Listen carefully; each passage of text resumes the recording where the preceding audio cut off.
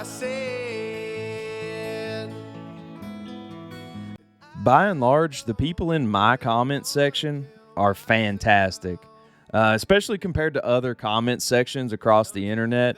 You guys always have cool facts and stats to add to the conversation. If there's a correction to be made, you guys do that in a courteous manner. I'm human, you know that, and it's all good.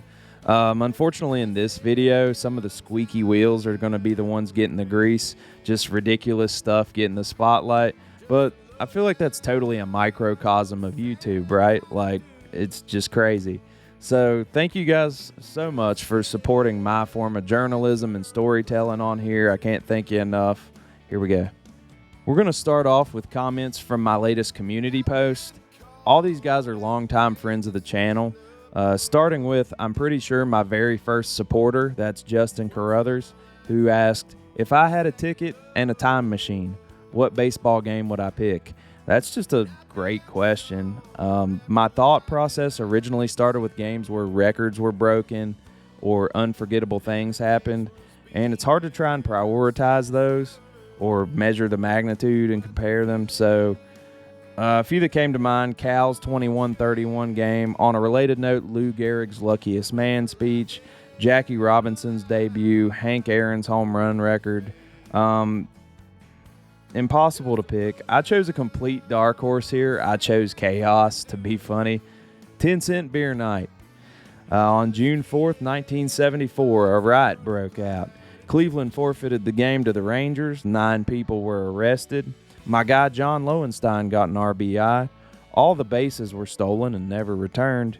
For context, these two teams had been involved in a benches clearing brawl 6 nights prior. Needless to say, beer sales went through the roof. The crowd got increasingly more abrasive as they got increasingly more intoxicated. There were fireworks shot onto the field, there were streakers, and eventually all hell broke loose. I'm not championing this kind of debauchery. I'd just love to have been able to say I was there. My guy Aaron Davis asked for my all-time Orioles starting lineup. Another great question. Let's go 1 through 9. On the hill, it's got to be either Palmer or Messina. I'm going Palmer, but Messina was my favorite pitcher as a kid. Catcher, I feel like it's Adley, with Hoyles, Triondos, and Dempsey as honorable mentions, going with Adley. First base, the conversation is Eddie, Boog, Gentile, Palmero. Eddie wins, but Mr. Jim's going to be my locked-in DH for life. If you saw my latest video, you'd understand why. At second base, it's kind of fun because it's between Bobby, Robbie, and Robbie. Going with Bobby. Shortstop is absolutely loaded. Cal, Belanger, Aparicio, Tejada, and Gunnar Henderson. Gotta pick Cal, right? But that's a loaded position. Third base, y'all know who it is.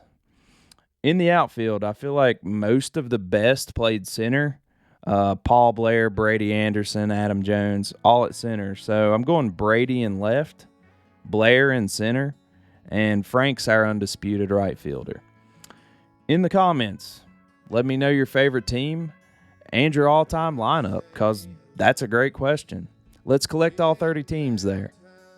Cam23, you may have heard of this guy. Awesome friend I met through this.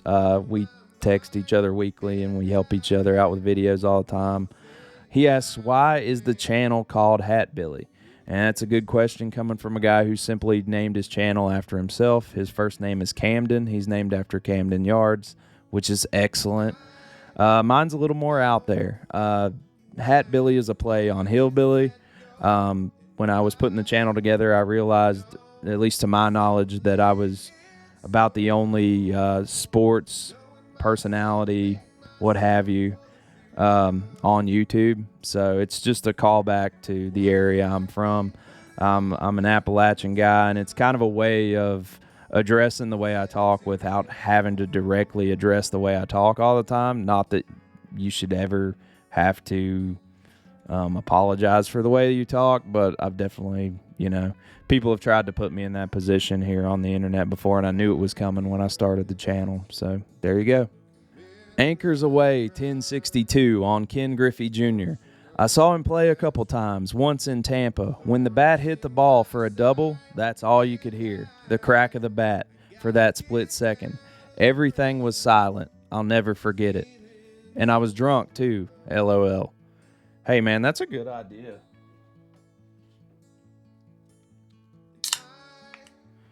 Rolling on. Robert Shotwell writes, played in the Appalachian League a long time ago with the Elizabethton Twins. Loved the Orioles park there. The mountain behind the pitcher is the best batter's eye of any park. I totally agree because in high school, we played at that field when visiting Bluefield High. I hit a double to straightaway center that would have gone out in any other high school park. I did not hit a lot of bombs, but that would have been one anywhere else. Off to baseball reference. Oh, what did I do? Oh, we're good. Robert, you were a 6'5" catcher. That's pretty awesome, man. Pretty unheard of, especially like back in 1996. Chad Moeller was the other catcher drafted in 96, so that's tough luck, man, but really appreciate you sharing that. Vegas the Dog asks, any Bigfoot experiences? I could see why that'd be useful information for a dog. No, I have not seen Bigfoot, and I actually have a career as a wildlife and fish biologist, so if anyone's got trail cameras out, it's me in this area. No luck so far. But my girlfriend, Kylie, is from Mothman Country. She's from Mason County, West Virginia, where Point Pleasant is, Mothman.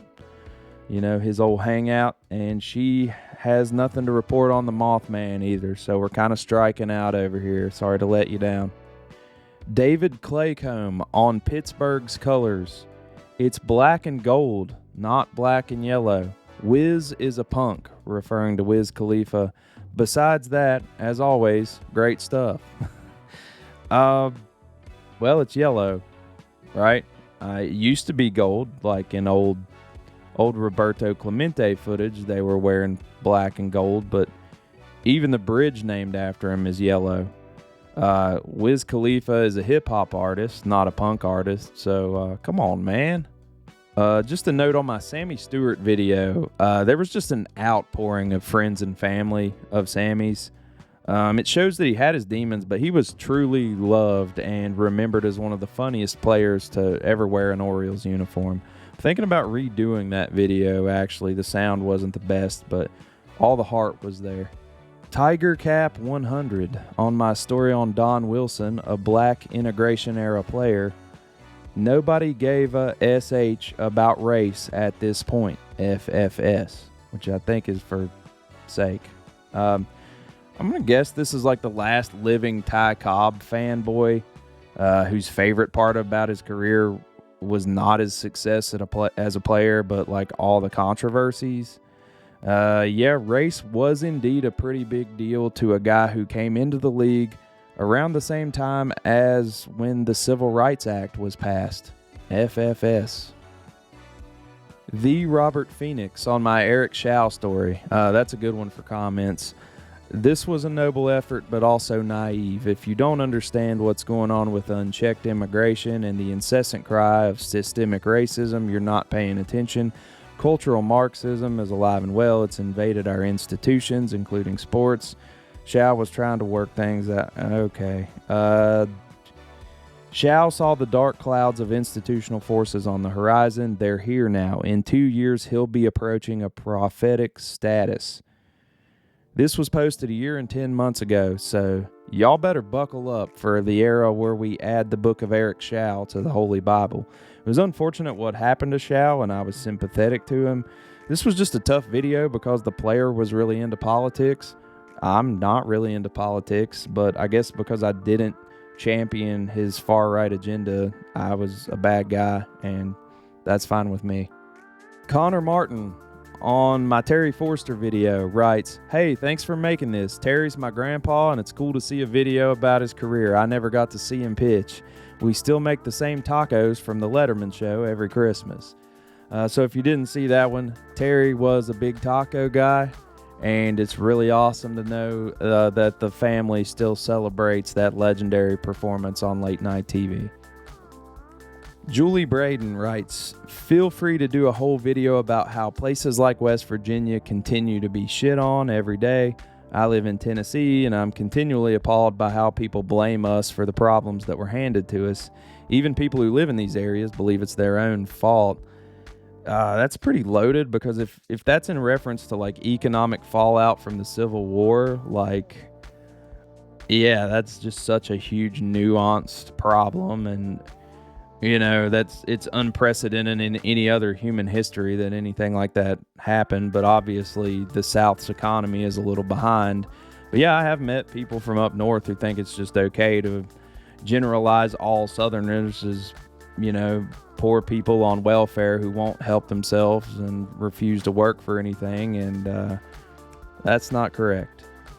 But, you know, I guess it goes back to the whole accent thing, and why I fly the whole flag is Hatbilly, is the dialects are just so interesting. Like, my accent is the influence of Irish heritage. My part of the country was settled by Scots-Irish people, and they kind of bastardized the English language and made it their own, and this is what it, you know, close to what it ended up as. We just have a lot of our own phraseology. It's long been, I don't know how this was established, but I guess it just goes back to the English and the Irish button heads.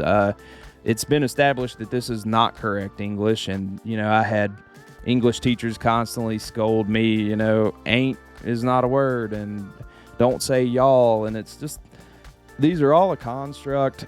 No one is 100% correct with how they talk, because everyone's influences of their voice have been different since birth based on their ancestry. So it's like a really un-American idea, in my opinion, because people are obviously going to move to America from other places, and that's what makes America America. And deciding whose settlers talked better than other people's settlers are just ridiculous. But you see it in broadcasting. Like, people go to broadcasting school and they iron out their regional accent so that it appeals to a broader audience. But, you know, tolerance would sure be a lot better. And, like, who's to say my southern accent is worse than Ben McDonald's? He's doing all right. I'm an O's fan. I love how Ben McDonald talks. You know, he's got that bayou flair, and he openly, you know, talks about his hunting and fishing adventures. I'm a big proponent of that. So I think we should just care about each other, man. That would be empathetic, and don't be a shitty person would probably take care of a lot of what this lady's referencing. Daryl Porter's brother, Eddie, commented on my video on Daryl Porter, and his critique was, if you're going to do a story on someone, get the facts straight, which, mind you, I used the Saber bio on Daryl Porter. So after he came out the first time in spring training of 1980, it was over 20 years before he relapsed. Why include a story about Daryl Porter and include a player who committed suicide? His brother. So the player he's referring to is Danny Thomas. He was known as the Sundown Kid because he was really religious and refused to play on Sundays. He also had a major drug problem, as did Daryl Porter. They were teammates in the Brewers organization. I thought those were related, as behind the idea that Daryl did get clean for a long time and did support his community. Danny Thomas went downhill fast. So that was just a juxtaposition of teammates. Speaking of juxtapositions, juxtaposition, which is the worst word ever, got that comment. What did that word ever do to this guy? We will never know. On my Alan Wiggins video, heroin and cocaine go together like lamb and tuna fish. Heroin and cocaine go together like lamb and tuna fish. Well, I think that's funny, but that is an important conversation that happens on my channel, and I sincerely hope the stories of players who got hooked on drugs serves as a cautionary tale of sorts when I talked about it. But yeah, you also get some wild stuff, which leads me to my next one.